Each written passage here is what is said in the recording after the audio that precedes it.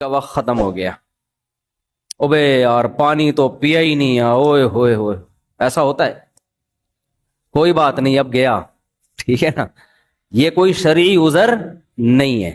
اور کھایا بھی دیسی گھی تھا آپ نے، دیسی گھی سحری میں کھاؤ گے فوراً پیاس لگنا شروع ہو جاتی، تو اب جو بھی ہونا تھا وہ کیا ہو گیا، ہو گیا۔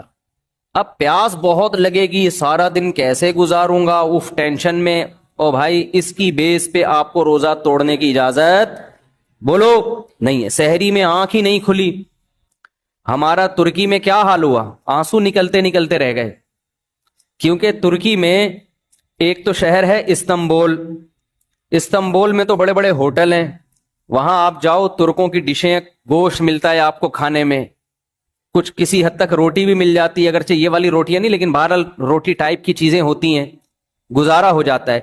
لیکن ہم ترکی میں گئے تھے شام کے بارڈر کی طرف، وہاں ان کا جو کھانا تھا وہ کھانا ہوتا تھا دو برگر فائبر والے نہیں ہوتے جس میں فائبر چوکر، یہ جو ہم بکریوں کو کھلاتے ہیں نا، ابے بغیر چھنا آٹا جس کو کہتے ہیں، وہ والا آٹا، اور وہ بھی گول گول پیڑے دو تین، جو بن نہیں ہوتا صبح بیکری سے جو ملتے ہیں بن، ایک تو وہ بن ہوتا ہے نا میدے کا، وہ میدے والا بن نہیں، عام بن، اور زیتون اور آملیٹ، اور اللہ آپ کا بھلا کرے اس ٹائپ کی چیزیں بس سمجھ لیں۔ ہمیں چاہیے کھانا بھائی، ہمارے پیٹ میں جب روٹی کا بھاری نوالا جب تک نہ گرے ہمیں تسلی نہیں ہوتی۔ پھر چاول بھی ایسے عجیب سے چاول، وہ یہ چاول ہی نہیں ہے جو خوشبودار چاول ہوتے ہیں، عجیب سے، وہ یوں سمجھ بچوں کو ہپا نہیں کھلاتی مائیں، ہپا کھا لو ہپا، وہ والے چاول۔ اب ہوا یہ کہ ایک دن آدمی کھائے، دو دن کھائے، تین دن کھائے، بھائی پیٹ میں آتے پریشان ہو گئی ہیں، اور پھر رمضان شروع ہونے والا ہے، کیسے گزارا ہوگا؟ اور میرے ساتھ تھے ہمارے ماشاءاللہ پٹھان سوات کے کوہاٹ کے، اس کو تو چاہیے کوئی بھاری بھرکم نوالا، ہمیں بھی ایسے ہی۔ اب کیا ہو رہا ہے کہ ہم نے 4 بجے وہی کھایا ان کا نا، وہ عجیب سا، بالکل وہ فائبر ہی تھا، بس وہ کولیسٹرول کم کرنے کے علاوہ کوئی کام نہیں کر رہا تھا۔ وہ 4 بجے کھایا، پھر رات کا کھانا ہم نے کھایا نہیں، ہم نے کہا اب صبح سحری میں ڈٹ کے کھائیں گے۔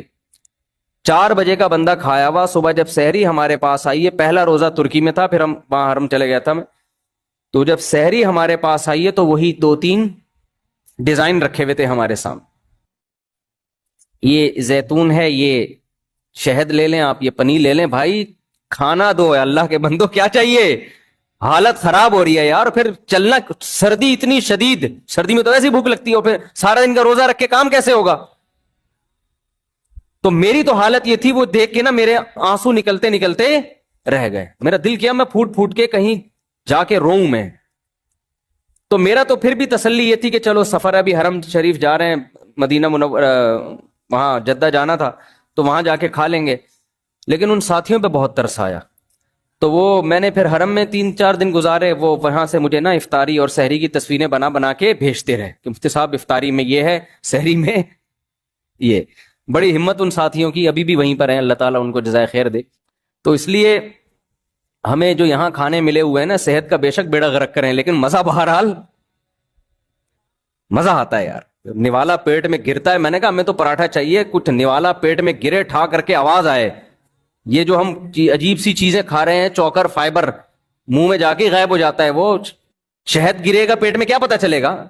شہد بھی اگر ہے تو روٹی سے نا، صحت کی بات نہیں کر رہا، ہو سکتا ہے ڈاکٹر سارے وہاں پہنچ جائیں ترکی کے، یار اتنی اچھی بہترین ہمیں فیڈ مل رہی ہے وہاں پہ، اور بہترین ہمیں خوراک مل رہی ہے، لیکن وہ پیٹ میں نوالا جو ہے نا بڑا مسئلہ ہو رہا تھا، کہاں سے کہاں۔ تو میں اس پہ کہہ رہا تھا، اب میں وہاں جا کے یہ کہتا کہ یار چونکہ ہمارے مطلب کی سحری نہیں ہے اور رات شام 4 بجے کھانا کھایا ہوا ہے تو ہم روزہ چھوڑ دیں، سفر کی بیس پہ چھوڑنے کی تو اجازت تھی، اس بیس پہ نہیں چھوڑ سکتے کہ ہمیں سحری کیا مل رہی ہے، ہماری مرضی کی نہیں مل رہی۔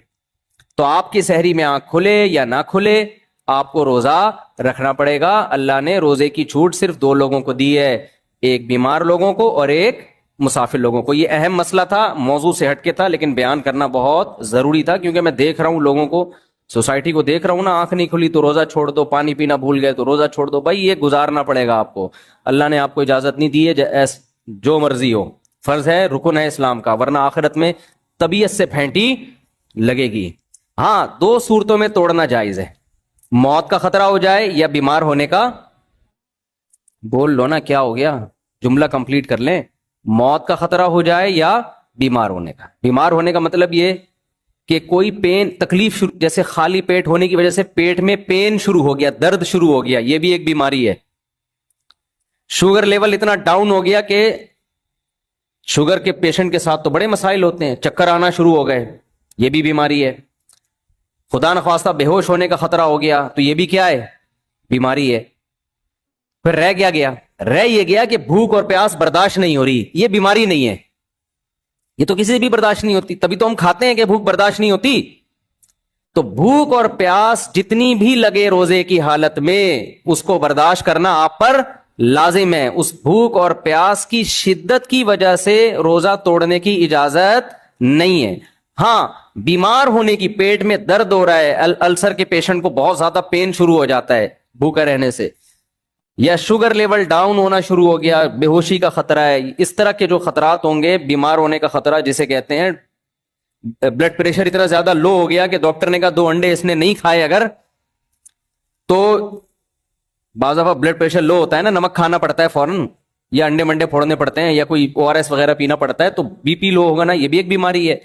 تو بیماری میں توڑ سکتا ہے، بھوک کی شدت یا پیاس کی شدت کی وجہ سے نہیں توڑ سکتا، کیونکہ روزہ نام ہے بھوک اور پیاس کے برداشت بولو کرنے کا. اللہ کے دین میں یاد رکھو لچک نہیں ہے، آسانی بہت ہے، لچک نہیں ہے. جو آسانی اللہ نے دینی تھی وہ دے دی ہے، اپنی طرف سے مزید آسانیاں آپ کو پیدا کرنے کی اجازت نہیں ہے. اکثر لوگ یہ بات کہتے ہیں اللہ غفور الرحیم ہے، اللہ معاف کر دے گا، یہ بہت خطرناک جملہ ہے. آپ خدا کی نافرمانی کر رہے ہو اور یہ کہہ رہے ہو کہ اللہ کیا ہے؟